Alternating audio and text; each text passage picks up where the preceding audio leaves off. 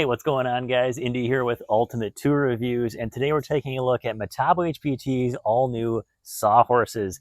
Now, I've always been a little skeptical of plastic Sawhorses. I kind of grew up using, the heavy-duty metal ones or the really big, bulky, and thick ones that are made out of wood, which are not the best in my opinion. They're not really great for outdoor use, but as you can see, my old Sawhorses that I'm using right now are also plastic. So I kind of went to plastic. I'm like, I'll try them out, and I absolutely love plastic Sawhorses now. They're lightweight, easy to move around, and they can be left outside with really no issues at all. So I kind of had high hopes from the Metabo HPT Sawhorses right off the bat. Let's take a close look at these things and see what they have. All right, so right off the bat, you can see that there is these new things called SawBucks, and my first impression of these things was these are going to get lost so fast. Now, they do clip on to the bottom of the Sawhorse, around here, I think on the front there. And then, of course, they just kind of slide in here. They give you a couple options too. Of course, you can put a 1-inch board, horizontally on these things. You can then put a board on top of these things. I think it's cool in practice, although are you going to use it? It requires a bit of extra setup, of course. It requires that you don't lose any of these SawBucks.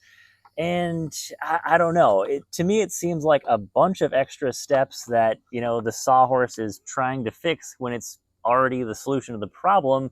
As in, I don't really have any issue with using these Sawhorses. You're going to hit them with a saw once in a while. You're going to hit them with a screw. You're going to hit them with a drill bit. That's kind of what they're there for. So, I mean, you could, of course, use these things. I think it's a great idea. But do I think it's going to be used in practice quite a bit? Honestly, kind of no. I don't think they're going to be used that much. But let me show you guys these things quick, set up a little bit here with a couple of boards, and we'll see how they look. Okay, so we've got a 1-inch board here. This is just for demonstrational purposes, of course. We can put a board in here, which I do kind of like this. This is simple. You're always going to have kind of extra scrap wood laying around. Bam, you put a board in there. You can now raise this up a little bit off the Sawhorse. Now you won't hit the Sawhorse with whatever you're working with. This works, in my opinion, pretty well. So, of course, you want to use these SawBucks. Now, this kind of gives you some couple other options here. You can, of course, put this here. It's designed for, of course, larger wood, but that's kind of the option you've got. And it allows you to kind of link these things together if you wanted to. Like, I could take this buck off here, put this here, put that there.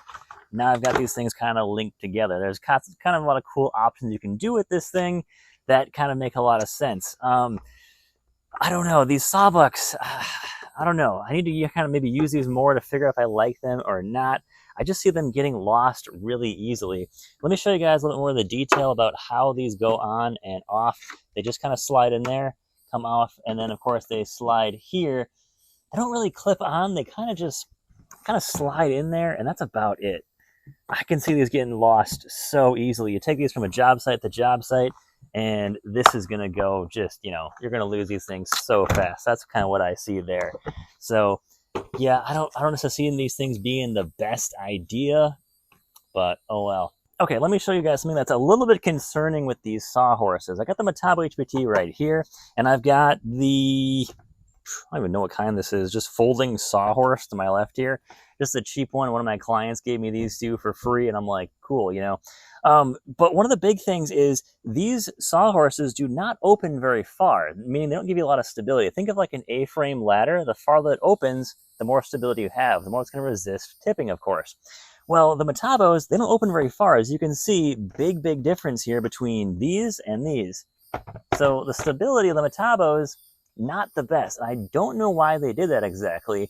I don't really care about the height too much. The height is fine on these, but it would make a lot more sense if these things opened a little bit farther. I'm not sure why they do that. Let me hear you guys in the comments what you think. Is that going to be an issue for you or not? I think it might become an issue a little bit because this thing is not going to have the stability of a much widerly opened, this thing opens a lot wider. That's going to give you a lot better stability there. Now, a couple of features I do like on this Sawhorse is this is super easy to open and close. There is nothing to it really here. This just kind of snaps on closed. Bam, you're good to go there. Now, there is a nice little cord holder on the side here where you got some cords, maybe a tool you want to hang on the side here.